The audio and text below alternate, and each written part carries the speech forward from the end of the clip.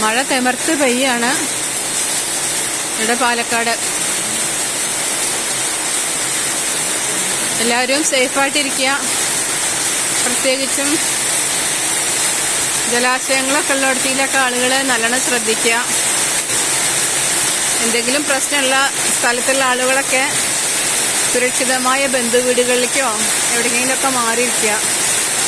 ശ്രദ്ധിക്കുക നന്നായിട്ട് എല്ലാവരും. മഴ കാണാൻ സൗന്ദര്യമൊക്കെ ഉണ്ട്. പക്ഷേ എങ്കിലും മുൻപ് ഉണ്ടായിട്ടുള്ള കുറച്ച് പ്രകൃതി ദുരന്തങ്ങളുടെയൊക്കെ ഒരു പശ്ചാത്തലത്തിൽ ചെറുതായിട്ടൊരു ഭയവും ഇല്ലാതില്ല. ഇവിടെ സേഫാണ്.